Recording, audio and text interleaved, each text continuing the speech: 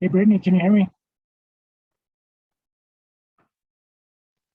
Yeah, we can hear. I can hear you. Yeah, so Maria's having trouble getting online. She said her computer's messed up, so we might have to give her a minute or two here to get online so we can get started. Okay. Sounds good. Thanks, Tim.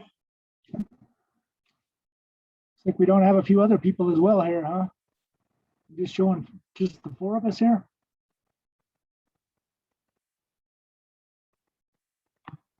There is one other person over in the attendee side, Grade Knaddison. Oh, Greg's the chairperson. So yeah, get him in. Oh, on okay, the, he should be on the. thank you. I was looking for a list of who to promote. Yep, Greg is our chairpersons. We also have Mark. Is Yep. Mark somebody we need? Yep. Yeah. Okay. Yeah, I pretty much just let everybody in. Okay.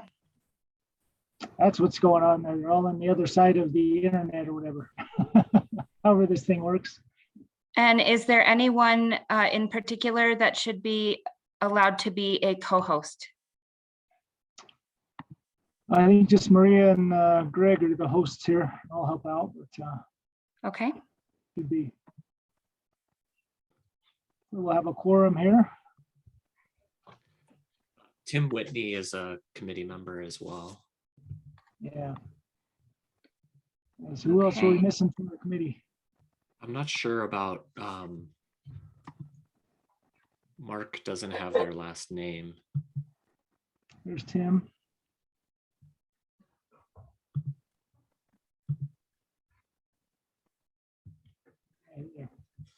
And I know that committee member Sarno said that he wasn't going to make it. And I'm forgetting.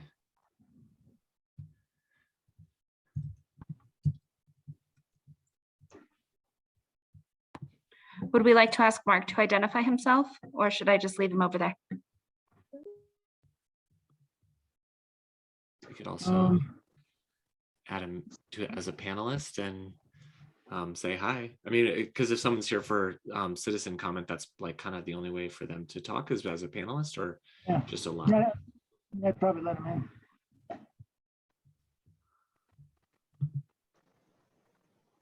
I'm here as a panelist. As probably a public commenter, just FYI. That was Dan, that was your comment? Yeah. Okay, great, thank you. And Mark, can you let us know who you are and your participation tonight?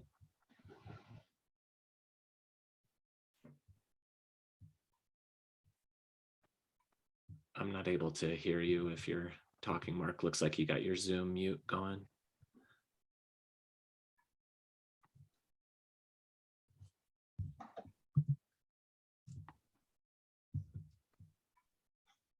I am also trying to promote him to panelist, and for some reason, he's the only one I'm not able to promote. It's not even giving me the option. Yeah, so he's probably a guest there. Hopefully he can unmute himself there so we can hear him.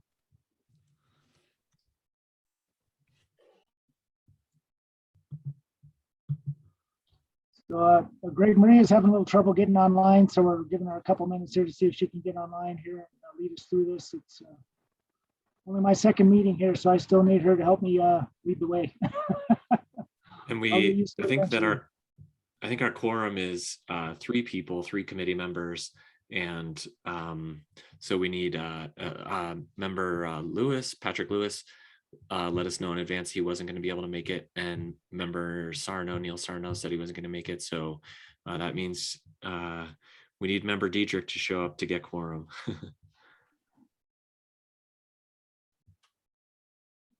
So we could be really quick here. I guess Yeah. if there's no quorum, I guess, can we still talk, or I guess, does that mean you just can't vote on things if there's no quorum? Or I guess there's no quorum, we can't have a meeting, huh?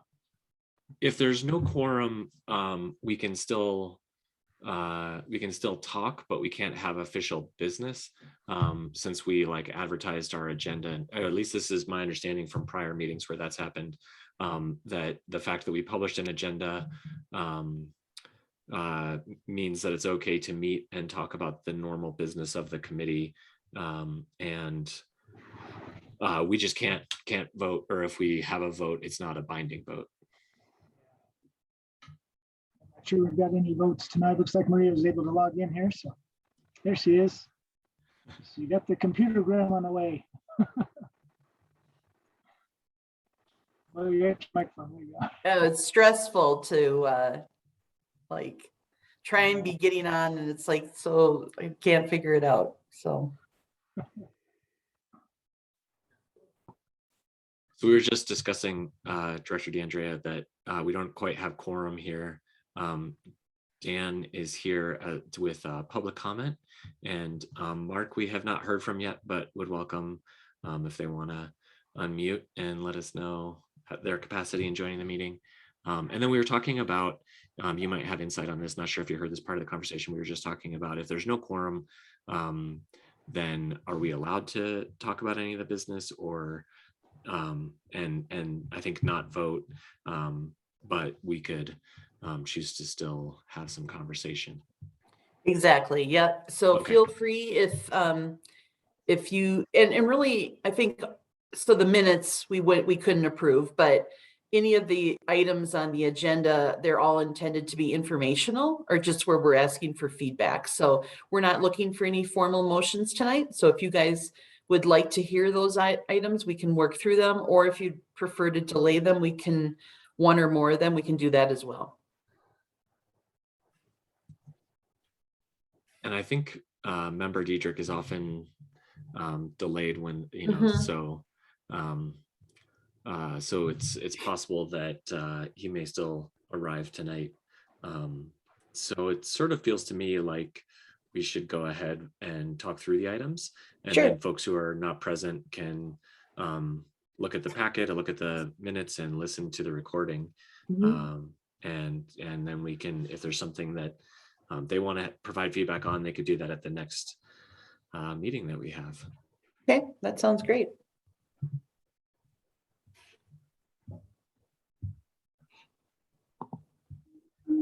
So maybe I guess we'll start in the officially unofficial way. We often start with comment from folks who are here, non-committee members who are here. So Dan, if you'd like to go ahead, and if there was a topic you wanted to bring up, then we'd be happy to hear about it. Hi there, how are you?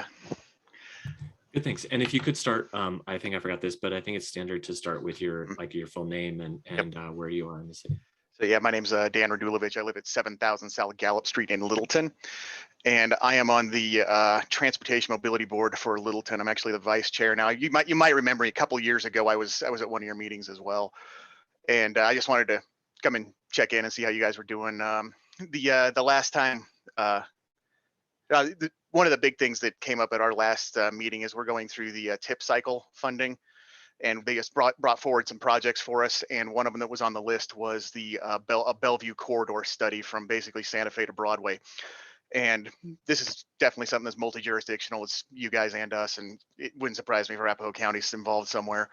But you know, that's something that would be pretty cool if we could work together. And it's in a maybe slot on our side at least. But it would be a cool thing that if all of us could get together and talk about it and see what our different needs are. Ours are probably different than yours because most of our area down there is residential through there. It's all the apartments on the south end there that are, what is that, east of the park, Cornerstone. One of the other things that had come up in the course of our discussions was we got a grant. The city got a grant to do fiber optic cable all the way up Broadway from Arapahoe to I believe Powers. And I don't know if that's something that connects into your jurisdiction eventually, and hopefully it will, because it's a way to get all of those signals tied together. Have nice, you know, probably real time ways to control traffic if that's ever possible. So that's just a couple of things that, you know, at least on our end have possible impacts on you guys, and you know, it's I'm just here to observe for the most part. So have fun. Excellent. Thanks, Dan. Yeah, I wonder if any city staff members have any response. Yeah, go ahead. Sure. Yeah, thanks for bringing those up, Dan.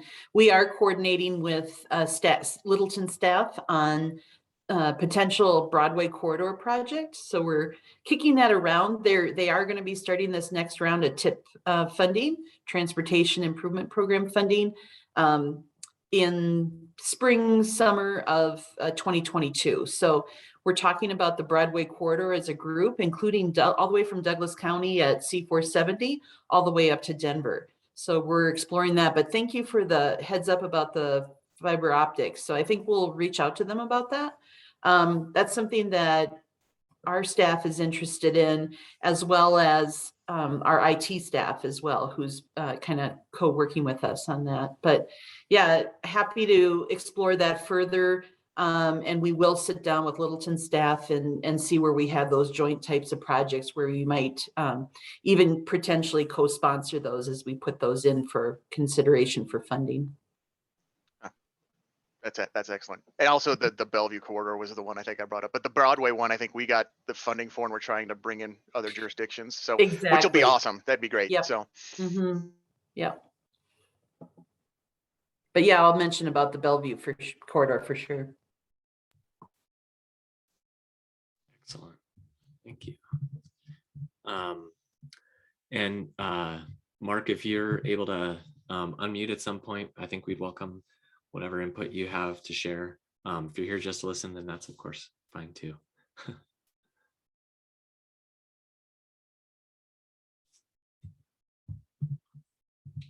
Otherwise, just looking at our agenda here, looks like the next thing would be the organized garbage and recycling collection initiative update. And Sure. I guess that, yeah. Yeah, so I was just going to do a verbal update. So there's, we did receive 2 proposals in early November, and we analyzed those through the city attorney's office. So we worked with the citizens committee that was established by city council. Gosh, I think that was in June of 2020, because COVID had already hit by then. And then basically worked through, we issued that in late August of 2021. So it was a good year that we worked with the Citizens Committee. We held 19 meetings overall of that committee. So imagine all of you meeting we were meeting at 2-week intervals there for quite a while. They really looked at every single aspect of the request for proposals and debated that, such as some examples.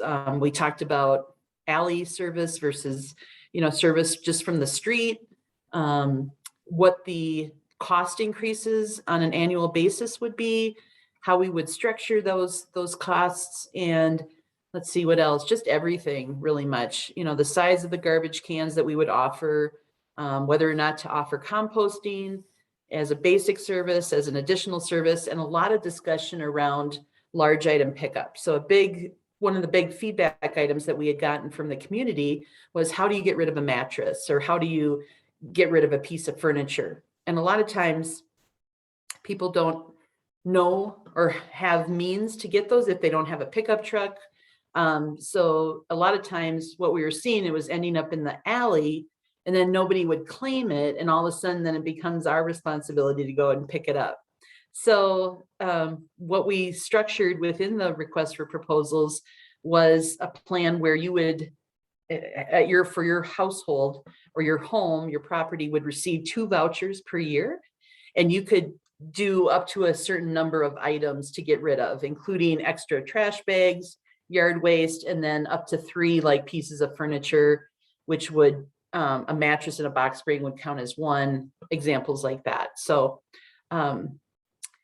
so I think there are a lot of discussion, a lot of good input from the citizens' perspective on that. We only got 2 proposals, which was a little bit unfortunate. We were hoping for at least 3 to be able to compare those. The 2 that we received, one was from Waste Management, one was from Republic Services. Both of them service a pretty decent number of residents within the community already. So they're very familiar with our setup. There is a challenge to doing the alley service, just because if you've seen a lot of garbage trucks, they're now using these sidearms to pick up the cans and automatic load them. So obviously they don't want their staff having to pick that up, but oftentimes that just doesn't fit in the alley. So what they have to do is a rear load where the driver or another employee drags the can to the back of the truck, and then there's a tip mechanism from the back, and then they push the cart back to its location kind of out of the drive path of the alley. So that takes more effort, more staff to do that than the side load thing. So that, I think that was a factor in the prices. So we are now at the point where we've reconvened the Citizens Committee. They're looking through those proposals, and our plan is to, after the new year, is to roll out a communication campaign to educate citizens on what these proposals look like. And then, is a survey, an online survey, would this be of interest to you? So we had wanted to get the actual costs in hand, so it wasn't just a hypothetical. So you could actually take your bill, compare it, and then say, is this list of services and these prices of value to me? The nice part about it is that we bid out also a 5, 7, or 10-year contract. And the increases per year are limited to one of two things: either a 3% increase per year, or the lesser of these two, 3%, or what we call the Consumer Price Index, which is a national index that's published by the federal government, and it's tied back for the Denver metro area, essentially. So that was all great, and so that's the good part, is that you're guaranteed, only a minimum price increase for the length of the contract. So I live in unincorporated Jefferson County, so I just contract with whomever. And I think it was sometime this summer, June or July, I got hit with a $12 a month increase. So, what's my options then is to go, and I think, so now I pay like $41 a month. Which is pretty high for garbage and for just one person. So, it's what, I guess it's a standard can. They don't base it on the number of people in the household, but I don't generate all that much garbage, is what I'm saying. And so I'm still paying $41 just for my household.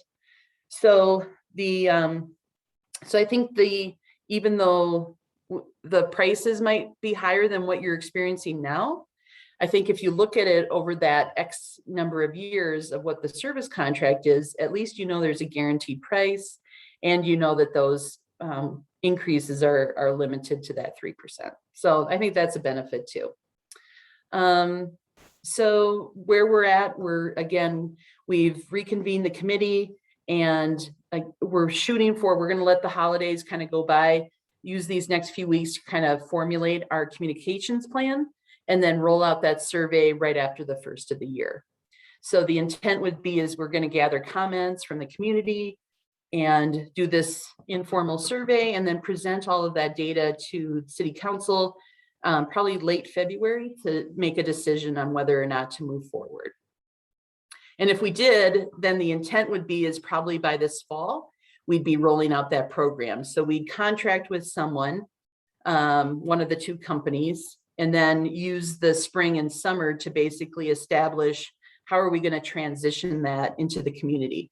So if you don't have that particular firm, you'd have to cancel your service, and then by date certain, we'd get you new cans, new recycling bins, and then you'd start service probably we're anticipating around October 1st of 2022. And that would be if that's a decision that's up to City Council for choosing to go ahead with the contract. That's correct. Yep. Okay.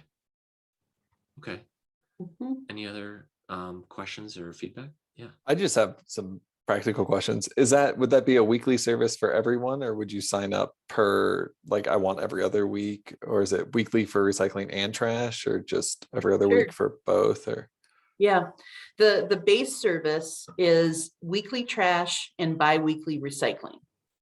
Then also the base service includes then the 2 vouchers per year, as well as green waste events. So there'd be an opportunity like in the spring and fall to bring like extra yard waste to like a neighborhood park and dispose of it that way free of charge. So that's kind of the base package. And then we're also potentially going to offer composting as an additional service on top of that.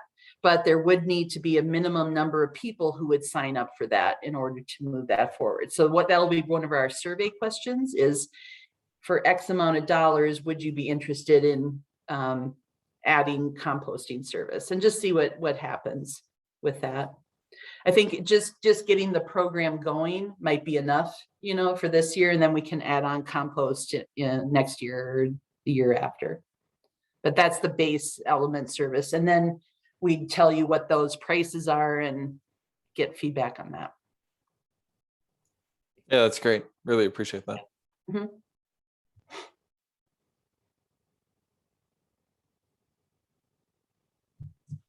Alrighty, thank you. Mm-hmm. So the next item on the agenda is the walk and wheel plan update. Yeah, so I'll share my screen.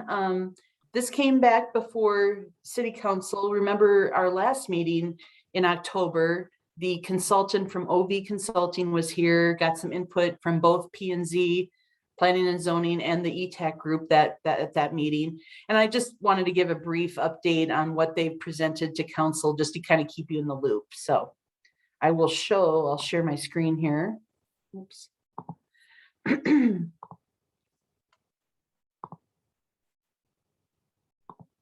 So again, this is just informational. This was presented on November 22nd to the City Council. Can you guys see my screen? Yes. Okay, great.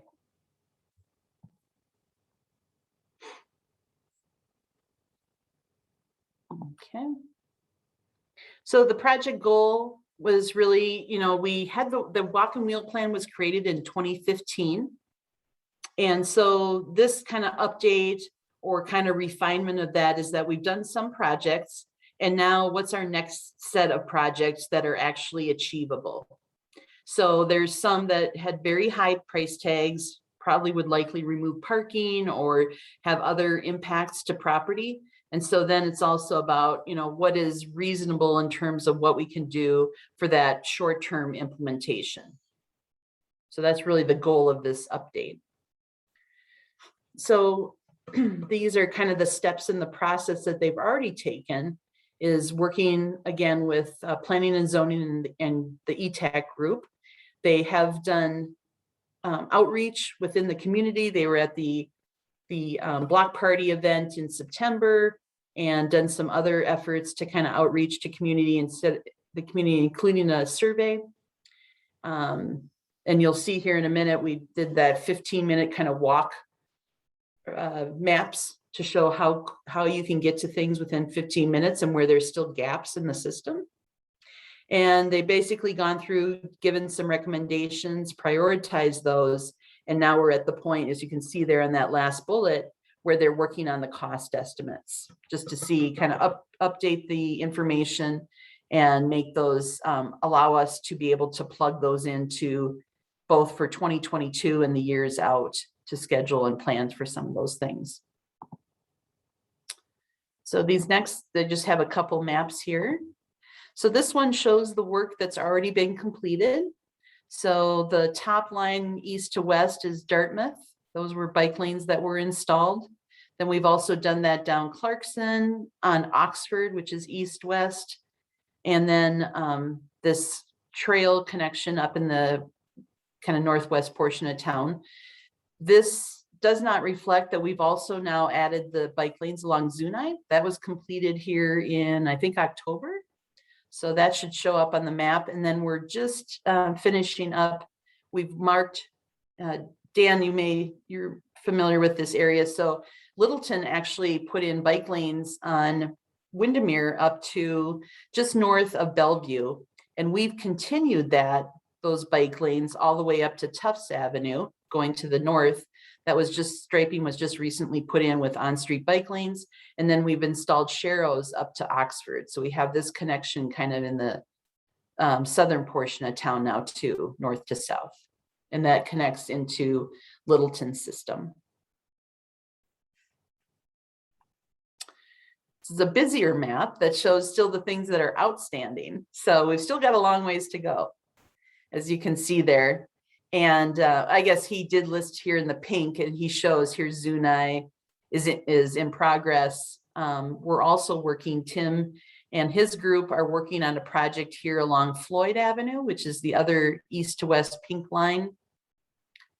And then some of these blue ones are the ones that have basically gotten through the screening process and are being prioritized through this effort here.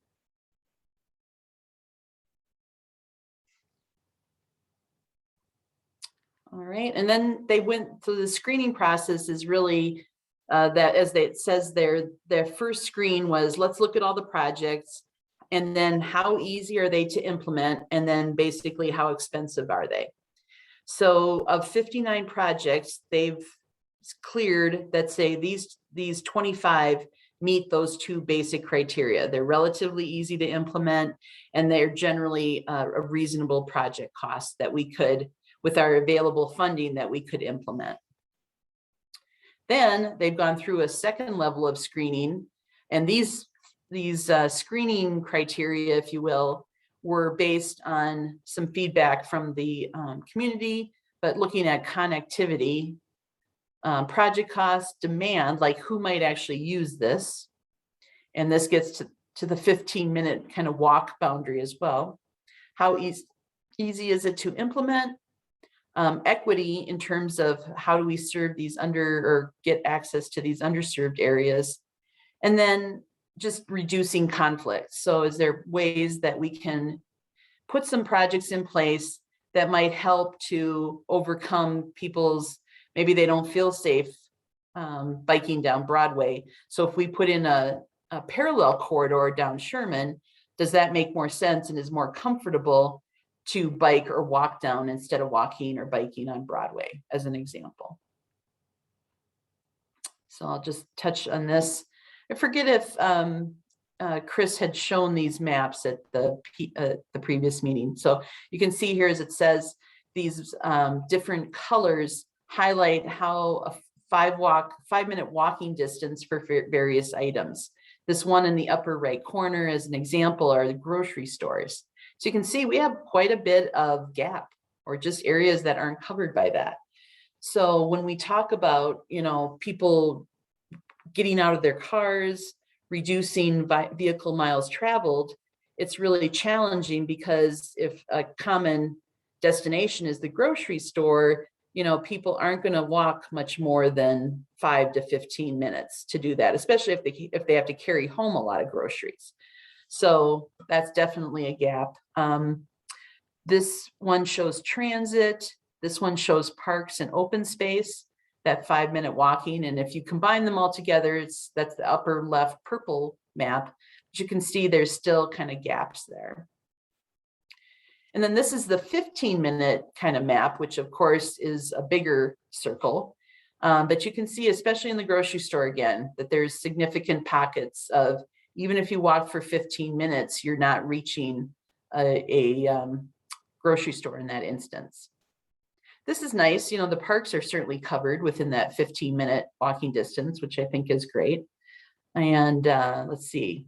Oh, and then this one down here is the schools. So not bad. And then this is the list of prioritized projects, which if you're interested, I can share those with you. I'll zoom in here just a little bit so we can see just some of those top ones. So again, they're recommending Sherman Street as a result of that screening criteria, is to put, which is a north-south street, just a couple blocks to the east of Broadway, and to put in a bike boulevard or something else to allow for better crossings of those major streets, and to do that north-south kind of consideration for people who are traveling in that direction.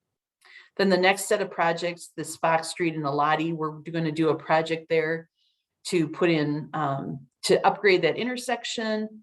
And so we'll be putting bike lanes on Floyd Avenue as a result of that, and kind of connecting up in that area along Fox to Oxford, and then Alati to Hampton. So those are kind of the top ones that are kind of have scored out so far. The next kind of grayish one here, I'll just touch on that. So it shows Dartmouth from Zuni to South Platte. So we're also working, we received a grant from CDOT to work on that project, which we're calling the West Dartmouth Traffic Calming Project.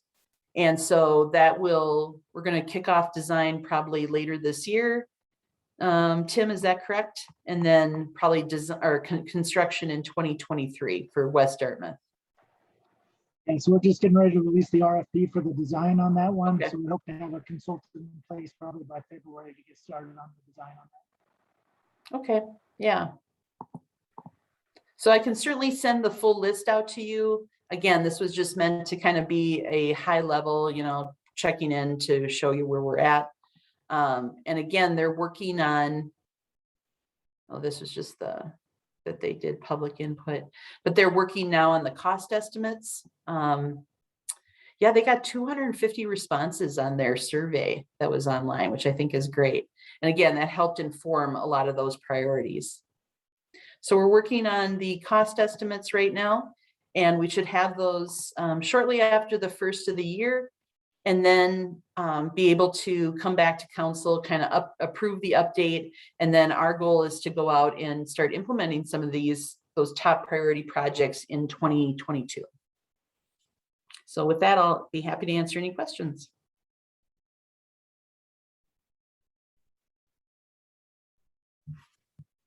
I don't think that I have any questions right now. I mean, I feel like reading that walk and wheel plan was really informative for me when I first joined the committee, but it was like a little bit on the older side. So it's great to see it getting updated, and that, that we've ticked off a bunch of the stuff that was in there. And I think many or most of those projects we got done since you joined the city, Director DeAndrea. So thank you for putting an action to all those things. But yeah, it's very, I'm excited about the possibilities that are laid out here. Great. Any other questions or comments?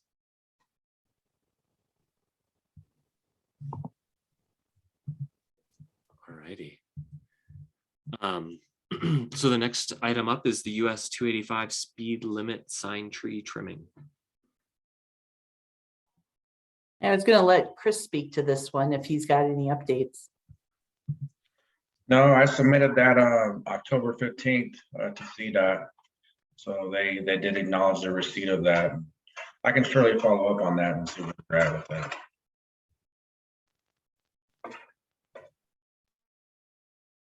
Got it. Okay.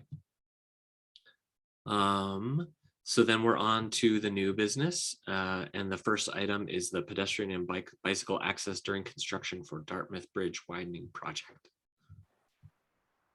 All right, so I've got a PowerPoint for this one. I'll try to share my screen here and go over the status of the project and how the detours are going to work. Let's see here. All right, that come through okay? Yep. All right, let me get started on the slideshow here. So, there we go. All right, so I'll start out the Dartmouth Bridge widening. It's kind of updating that construction detour route here. I'll go over some different aspects of the project and kind of where we're at and where we're headed. A little bit of the background of this project. It's the Dartmouth Bridge over the Platte River. So it's just west of Santa Fe there. That piece between the trail along the river there and where it crosses there. And then the Dartmouth bike lane, West Dartmouth project will tie into that trail there along the river. So this project here is actually, it's a bridge widening project, but the way it started was the CDOT every 2 years funds a bridge inspection of all the bridges in the city. They do hire a consultant to do that. It's paid for by the gas tax. So they do that as a kind of a complimentary thing for the city. They hire a consultant and come through and look at all the bridges for us. So this one here, the Dartmouth one, they identified that as deficient. It had the travel lanes were a little bit narrow, and then the biggest thing on that one was bridge deck is actually failing on this bridge. The concrete they used was in the early 70s, they had some issues with the cement that they put in the concrete for a lot of bridges in the area, and that this one is experiencing that as well. If you've ever driven over that, you'll see the asphalt's pretty broken up. What's happening is the concrete below there is actually what's breaking up and causing that to fail. So we need to replace the entire bridge deck, and we're also going to do a widening there to get the lanes widened and get the turn lanes. I'll show you an exhibit of that here in a minute. But anyway, we did get a grant for this project. It was back in 2015, so it's been a little while we've been working on this project. There's some different things we've had to do and different obstacles we've had to overcome. I'll talk about here in a little bit. But anyway, the next slide here I'll go over is and the original design started back in 2018 for the widening. We had a grant, as I said, for that, and the city also contributed $1.5 million for the widening there. So we had that started in 2018, and then we got another grant in 2020 to fund some additional work. The original work was just to widen the bridge itself, and then we got the second grant to actually discover or kind of realize, if we widen the bridge without widening the road on either side of it there, the lanes aren't going to line up too well, so you don't get the full advantage of the widened bridge. So we went ahead and we were able to get a grant to do a little more transitions on either side there, as well as the additional grant. They're funded replacement of both of the traffic signals. There's a signal on both sides of that bridge. The ones there now are pretty old span wire signals that are pretty outdated there and need some help. So that was definitely an infusion of funding there that helped to move the project forward. So I'll talk about these previous efforts here. So we actually did advertise this project for bids back in 2019. And the issue we had was the bids came in about $800,000 over the budget we had.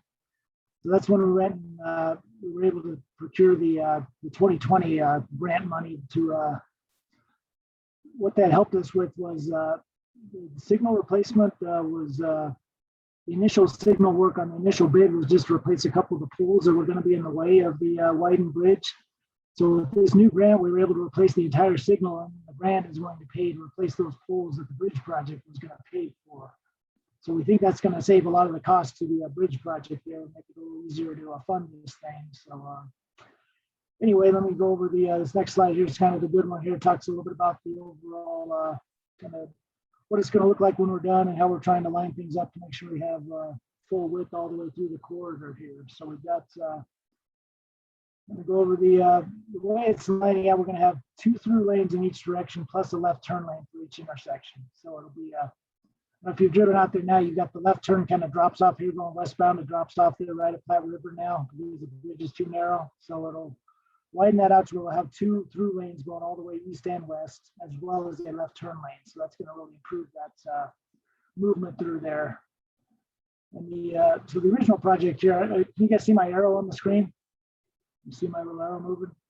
Yes. So the original project we had, this is the widened bridge here. In the original project, we weren't going to be able to widen over in this area. So we're going to have to make the right lane of the bridge was going to have to be a right turn only on the Platte River Drive.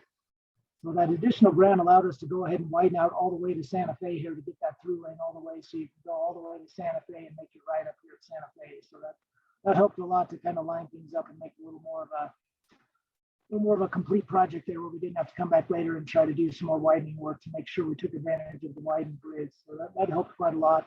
And then plus the 2 new traffic signals here at both of the intersections, that's going to be included in the project. So it's definitely an enhanced scope there. And that's what's been kind of consuming our time these past 2 years is to get this, basically this whole end down here is all new, that this is the new funding. We got to be able to go all the way past La Pan here and get all the way up to at least this point. And then we're also looking at Santa Fe's up here has got a concrete intersection that ends right here.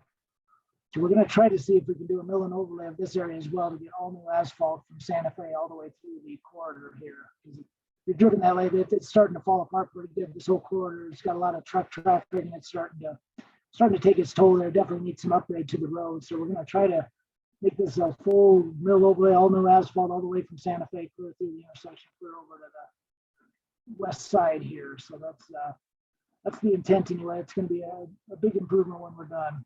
So talk a little bit about the detour routes here. The one nice thing, one easy part about this project anyway, it kind of has a built-in detour for bikes and peds. There's the existing bridge that goes across the river right down here. So it's kind of a quick detour to get across there. And whoops, I go to the wrong. You go across and You can get to the path along the river. So the real detour is going to be the underpass here at the bridge. We're going to have to close off while they do the bridge widening and stuff. We don't want people going under the bridge there during that work. So it'll be we'll have to detour up and do a surface crossing, and then you can jump back down onto the trail on the other side there. So that's the biggest inconvenience to bikes and pedestrians anyway. But otherwise, it should be pretty clean there to have this separate bridge that they can use to get around the construction zone. So let's see here. I have anything else to say? I'll just go over to the summary here a little bit again. So the kind of the next steps are we're just about done with this new design. We've incorporated this additional work and the new signals, and we're getting ready to do a final review with CDOT to make sure we can get approval to go to bid. And we're looking at hopefully in February of next year, and then a couple months from now, to be able to advertise the project again. And we think we've secured enough funding this time that the bids will come in within the budget available. And so if all that comes together, we should be able to start construction in early summer next year, and hopefully probably the spring of 2023 is when the work will be done. It's going to be probably a 1-year construction period for this project. So it's going to take some time, but we are on track to get it rebid, and we hope this time it should come together and actually be able to get it built and do a lot of good over there. So I'll answer any questions or go back to the overall sheet if you guys have any questions on any of the proposed improvements or anything we're going to be doing. Have any questions or thoughts, Tim? Yeah, I actually did. Thank you so much for walking us through this. Will there be any major closures? I know some of the housing over on the south side kind of relies on that exit from the South Platte River Drive onto Santa Fe. And if the bridge is closed, obviously it would be hard to get around. So there's not really a great way to get back kind of east from there. So just trying to keep that consideration. And I am also just a huge fan of this. I drive that road very consistently, and the asphalt is terrible. And that kind of pushing everyone to the left lane for that turn gets really weird if you're 2 lanes across Santa Fe. So this is great stuff. So we did look at closing the bridge for the work, and the detour is going to be pretty far. It was up on Evans Avenue in the city and county of Denver there. So we thought that was going to be a little too much for the people to get around. So we are going to, the goal is to keep 1 lane in each direction open during the entire project. So there'll be 1 lane each direction. The turn lanes will be closed, but there'll be 1 through lane each direction, and you can get across that bridge. We realized that was going to be a big inconvenience for a lot of people if we had to detour that. So that's it adds a little bit to the cost, but we think we factored that into the cost to where we can keep the bridge open and get the work done. So we are that is the phasing plan now, is to keep 1 lane each direction open during the entire construction period. Wonderful. The other thing I was curious about is, since we're pushing a lot of the pedestrian traffic across the bridge and down that south, the southern path, would it be possible to get like a flashing light for the pedestrian path across that way to signal that a pedestrian is crossing, like one of the flashing pedestrian signs? Because I do know that there's been accidents. I've biked it. I live in General Ironworks area. I've biked across it many times where cars just disregard the walkway completely. And I don't know if there's any studies that say the flashing signs prove to be better at stopping people or not. So you're talking across Platte River Drive here? Yeah, exactly. Yeah, there's quite a lot of time. That's definitely something we can look into, I think, and see if that's something we could do there. But yeah, I would think that's pretty heavily traveled there, so that it might make sense there to have some, but definitely something we can look into. That'd be wonderful. I'd really appreciate it. Mhm. And that's it for me. Yeah, just to echo that thought, I've definitely heard a lot of feedback about problems on South Platte River Drive there with that crossing coming from there's a dedicated rec path that comes from the east side of Santa Fe, from I think Cushing Park area, and then it goes all the way straight through. So and Dartmouth, especially now with our new glorious bike lanes, is very popular for biking to connect down to the Platte River Drive. So it is a very high traffic area, and I've heard a lot about I think sort of the combination of the curve right there makes it hard for cars to see that there's going to be a pedestrian or bike crossing coming up. Yeah, I'm not sure, like if that's, I feel like we've maybe talked about it before, and there was concern that putting in a flashing sign would be too close to the intersection to the north. So if that's not possible to put in flashing signs, I wonder what else might be possible, like curb bulb outs or like a warning sign in advance or something like that. And, you know, just some kind of an engineering solution to help get traffic aware of the fact that they might need to stop there. Yeah, we can certainly look at the signage that's out there and make sure the crosswalk is freshened up and make sure it's pronounced there so people can see it for sure. Yeah, I would say it's not like the proximity to the signalized intersection shouldn't be an issue. So we'll look at that potential. Chris did install one of those in-street signs that says yield to pedestrians. But you know, that only goes so far. So we'll investigate the applicability of those flashing signs. And I think one of the and you guys tell me as more experienced bikers, but would you be able to hit that button, or would you stop and hit the button so that the lights go on? I know some people as bikers don't necessarily want to stop. But at least it'd be there. It's usually situational. Okay. I know I think there was a fatality there last year. And I don't know the situation around that. But I was actually driving by as like the ambulance and everything was there. That's the only reason I really know about it now. I think there's like a cross posted. But I have had to stop there, and I would have liked a flashing sign when I did stop, because stop there, people are not stopping, even though I am on my bike looking like I want to cross. Okay. Hey, Good Maria, yeah. feedback. Oh, sorry. Yeah, and Chris, weigh in. Yeah, we could definitely get together. They got some technology out today. It's called passive detection. So really nobody has to push any buttons. We can get camera system up there with the system, and basically when you enter a little zone, a little video zone, the system will trigger. So really nobody has to push any buttons. So they got some cool stuff out there. This might be a good candidate to kick the tires on something like that. It's like wildlife cameras. We're just wildlife, that's bikers. That sounds great. Thanks for bringing that idea about the detection camera. That sounds wonderful.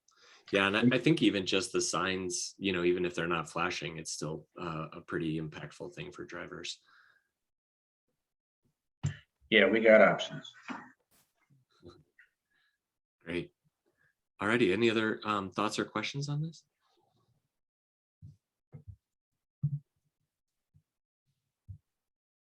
Okay. Well, the next thing on the agenda was originally going to come from the folks from MRA. Probably going to screw up their name. I can try to walk through it. I had met with them like 3 months ago, so I can just share the slides pretty quick. Oops, wrong button. Here we go. So yeah, Metropolitan Residential Advisors. These folks, they've been holding some open houses that I encourage folks to go to. When I went, I got a box of like chocolates and figs or something that they were giving out to anybody who showed up. So if you like chocolates or figs or whatever it is they're going to have next time, I encourage it. They talked a little bit about their background and other projects that they've done, which seemed pretty impressive to me. This slide, you know, I think maybe we could get them to update with the new proposed Englewood city map of neighborhoods. But I think what they're trying to do is give the context of the area where their developments are, which is the downtown Englewood station area. So there are 3 different sites where they have some proposals in various stages of progress. I believe that they own the property in all 3 cases. And that they've done, from my perspective, what feels like a lot of research, you know, from reading the surveys over the past couple of years And just looking, hearing the conversation in ETAC meetings, they had ideas that seemed really interesting to try to address some of the issues that have been brought up over the years. I'm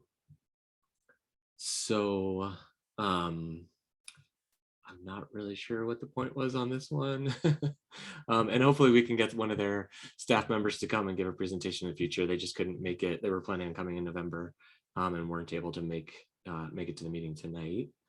But they do have, I thought this was really interesting, they do have sort of 3 different styles of buildings that they're proposing that are different sizes, different densities, different price points. And that was something that was done, I believe, in response to some of the early surveys that they did, and reading some of the surveys that the city of Englewood has done as well. They also, these are, I believe, evolved designs that they presented some designs, held open houses about them, heard feedback, and then switched up, making them a bit different. I think that one of the complaints was that the roof lines were too flat, and so they added some more variation to them to provide some more visual interest, which is I think quite nice. And they're, I think, pretty excited about this area. It's an area that right now, they from their perspective, it's an area that's in transition. It's got the historical uses in the area, and there have been some some like situational changes around the area with the light rail station going in. Cinderella City going away is obviously a huge change. The new apartments that are on the north side of Hamden, and the new retail that's up there. There's also, the city has a big project going on in that area as well. So there's definitely a lot going on in this area, and they feel like these new residential developments are in line with the trends in that area and would complement the changes that are underway nearby. Let's see.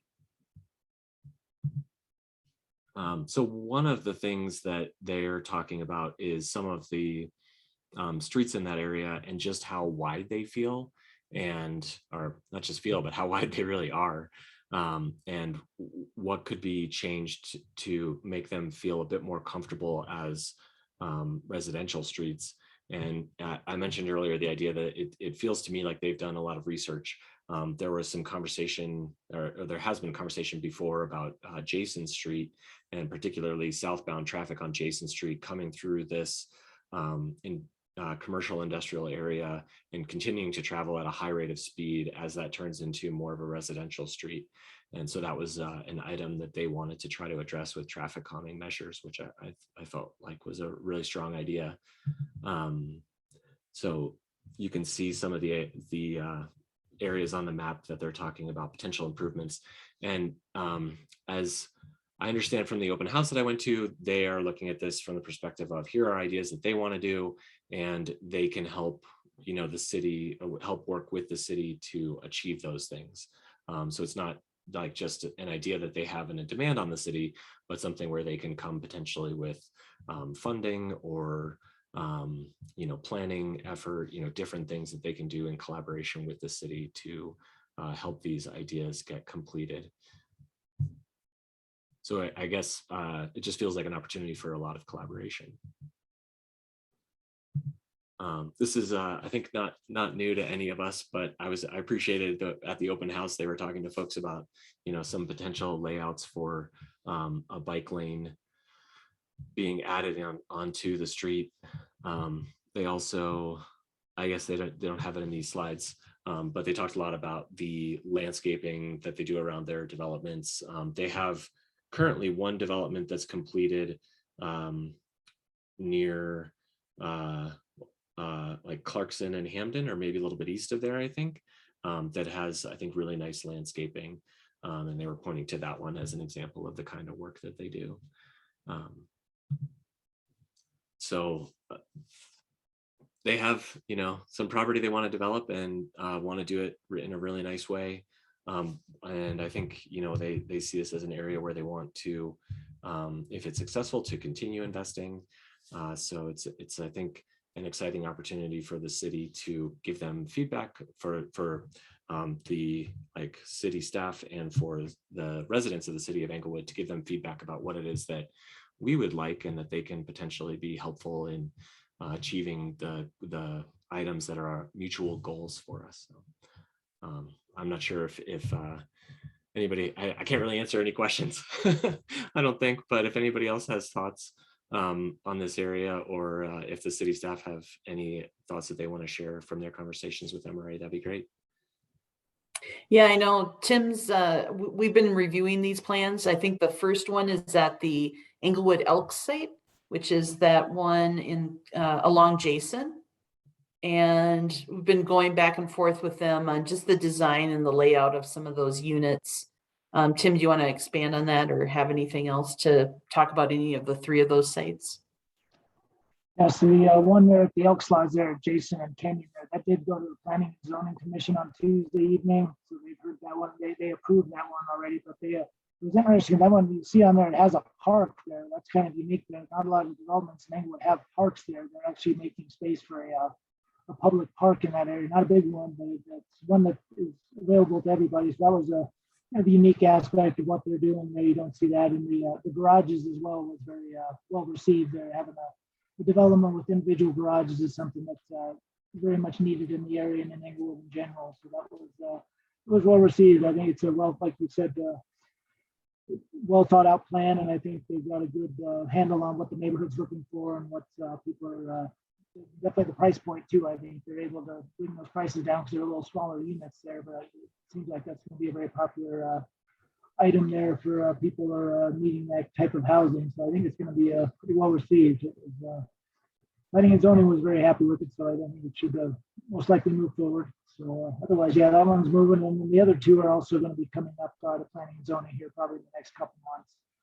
It's interesting, the one on Jason and Kenyon there, if you look, it's almost the exact same layout as Galapago and Jefferson there, that third one there to the right. The plans are almost exactly the same. It's unique how they've been able to, it's the exact same parcel size, and they're almost going to build the exact same thing on both of them. It's kind of a mirror image of the two there. You don't see that too often, two developments on two parcels that have the exact same configuration there, but they're both very similar in that respect. So that's, yeah, it's also interesting. I guess we have the same developer on three different parcels too. That company bought up all three of those parcels and they're developing all at the same time. So we're definitely getting to know that group pretty well as we go through the review. So they seem to be very responsive, and it's nice that they are respectful of, they're going to create the detached sidewalks for us, which is very important for pedestrians to kind of comfort there. And they want to get bike lanes in. They're going to redo the ADA ramps for us and make sure they're directional, so it's a lot easier to get through the area, and do some curb bulb outs and things to make the crossings a little shorter. So it's nice to talk with those guys. They seem really interested in making the public improvements as well, not just private improvements, but to make sure people can walk to and from the site and bicycle where they want to. So it's nice to work with a company that does see the bigger picture that way. They've been very, very good to work with.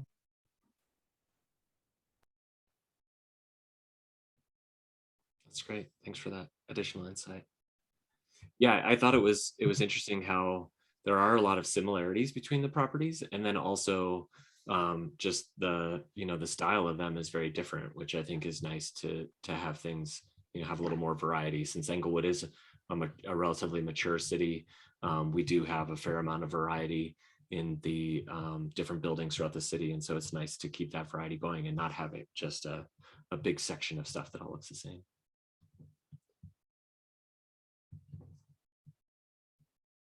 Any other thoughts or comments? All righty. Great. Well, yeah, like I said, I'll reach out to them again, and hopefully we can get them to come to a future meeting and hear more specifics rather than just my memory that faded rather quickly. So I guess the next item up is director's choice. And the only thought on my mind, there was, I guess, an interaction, a car crash between a pedestrian, a child pedestrian, and a car. I'm forgetting the name of the street. It's Lincoln and Tufts. I think is the intersection, but it's right by, it's at the south east corner of a school, Sherrillen Elementary School. Correct, yeah.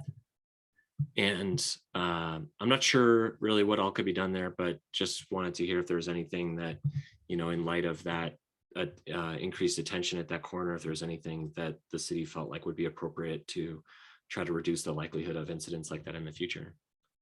Yeah, we're looking at that. We actually got a request from the police department to evaluate that for some engineering alternatives. It is already a four-way stop there, so it is, and we have crosswalk markings. So we're looking at some different things. One of the things police had suggested was adding those flags to the top. That's really meant to be like an interim condition. So we may consider like doing the double-sided stop signs, so that you're more aware of them both on the left and the right as you approach the intersection. That's kind of the thought that we're thinking about or tossing around right now. I got some stuff too, Maria. We got some of those pole sleeves. Yeah. Come see me. Mm-hmm. So the pole sleeves are, it's a red and white reflective sleeve that goes on to the existing pole of the stop sign. So below the stop sign, we have the metal pole. You put that on there and it just adds more reflectivity as you approach from the direction of the stop sign is facing. That's a great idea. Excellent. We've Thanks. used those a couple of times. We've used those over on Zuni a couple of times for some kind of strange situations. So We got options. mm-hmm. All righty. And I guess that I actually, that was all that I had to bring up. And I guess that I actually screwed up the order there. The first thing is Director DeAndrea, your choice of topics. If there's anything you'd like to talk about tonight. Sure. Yeah. Not too much. We're just wrapping up a lot of things. We've been so fortunate to have such great weather.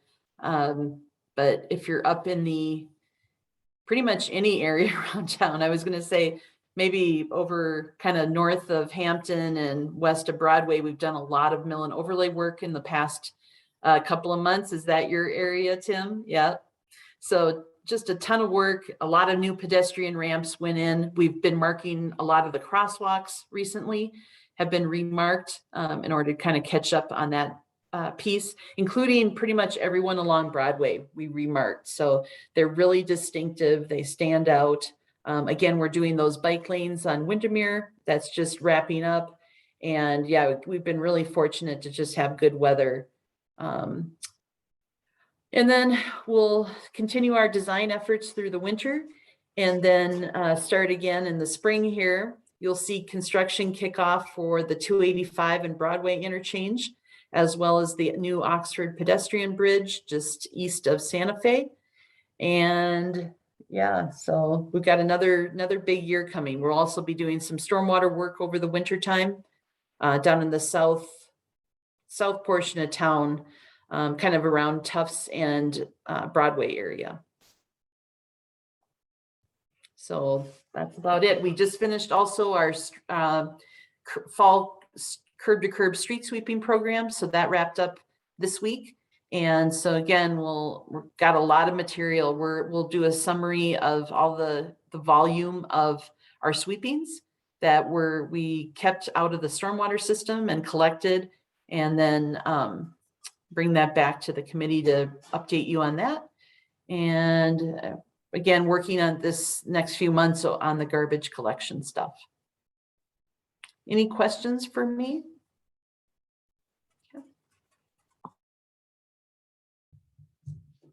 I guess that actually made me think of one more thing in the recent Englewood City newsletter that gets mailed to people. I felt like it was just a really great presentation.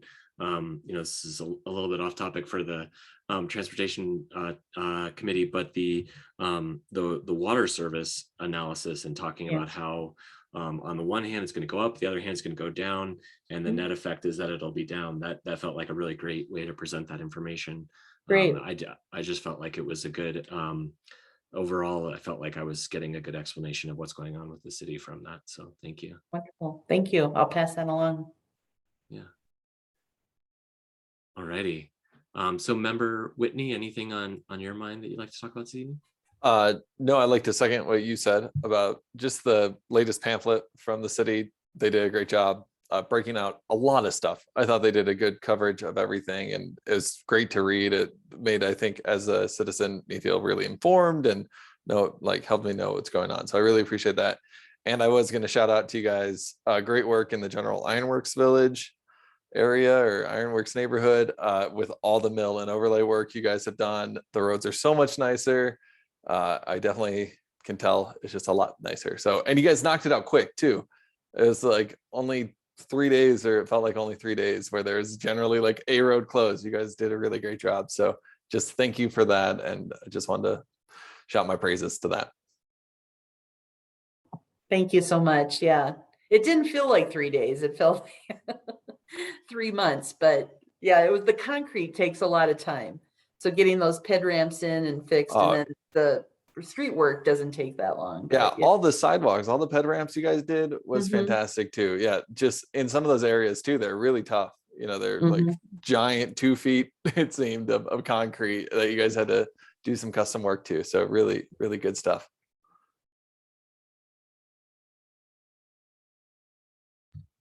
Excellent. All righty. Well, any I think we're just sort of at the roundtable point. If anybody else has anything they want to add that wasn't on the agenda, please, you're welcome.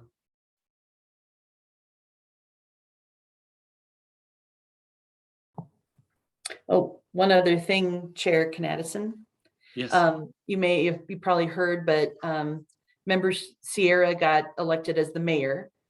So he is, I think they're still going through the application or the determinations of which staff or which council member is going to be the support for ETAC. It may still be him, but we'll determine who that's going to be. And so we may have a new council member as our liaison, or Othaniel may continue. We'll see. Got it.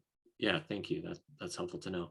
And I think that maybe there's also a slot for one more person to apply for the committee.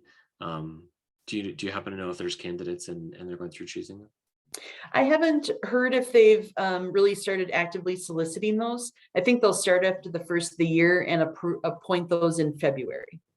Got it. Okay, that's right. That makes sense. Okay, I'll make one more appeal. Any other topics that weren't on the agenda folks want to add? Yeah, go ahead. Oh, wait, looks like, sorry, I thought I saw Dan's hand go up, and then I don't see you anymore. Yeah, if There you are. Okay. if you will, I'm Yeah, go just ahead. thank you for having me tonight. And yeah, I think the Windermere extension is another one of those good examples as to where we're going to have to start talking to each other about that. I know the city does. I know our turnover, and I know we've had a turnover in staff down here, I don't know, in the past 5 years or so, but my feeling is the staff that we've got now is actually pretty dang good, and they're really good at chasing grants and things of that nature, things that Littleton basically didn't do before, which is beyond me. But those are other things that we could definitely, do more collaboration, I think, with, because the saying goes, like, nobody really cares when somebody drives down Broadway, they don't care what jurisdiction they're in. They just care whether the streets suck or not. So just it's a good opportunity for us, I think, to talk to one another every now and again. So Yeah, appreciate you coming and sharing your thoughts tonight. Thanks. I actually did have one other thing.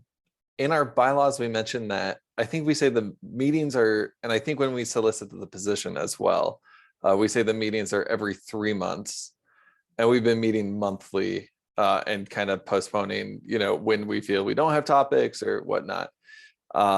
Is there a general thought? Did we go to monthly at some point and need to update the bylaws, or is it just we do monthly so we can postpone and try and shoot for 4 meetings a year anyways, and that's a good middle ground? I think Yeah. yeah, if you want to go ahead. Yeah, I think we did kind of talk about that the last time we looked at the bylaws. So it's not required to only have 4 meetings. And I think the committee kind of weighed in and said, as long as we have topics, let's try to meet on a monthly basis. So I think that's what we've been doing. And then as you noticed last month, since we really didn't have any topics, we just canceled it. So I think the intent would be is that we have at least 4, and we've been easily hitting that each year for the last several years. So. Okay, wonderful. Yeah, I just wanted to make sure. I love how we're achieving as much as the next person, but don't want to set too high of a bar for people. Yeah, I think there was a brief time period where we went maybe 2 or 3 months between meetings for a couple of meetings in a row, and it felt like it was hard to keep continuity between them. And so we had some discussion and decided at that point to just try to focus more on 1 a month and yeah, canceling if there was nothing to talk about, or if we didn't think we were going to get quorum. Missed that tonight, I guess, but still good to talk and good to share this information. But I think that the expert, like what I've experienced is that maybe 10 meetings a year is sort of what actually happens, maybe 9 meetings, something like that. So I guess we could probably do a better job of communicating that expectation. If somebody reads the bylaws and sees 4 and then they apply and it turns out to be 9 or 10, then that's a different thing, but hopefully worth it.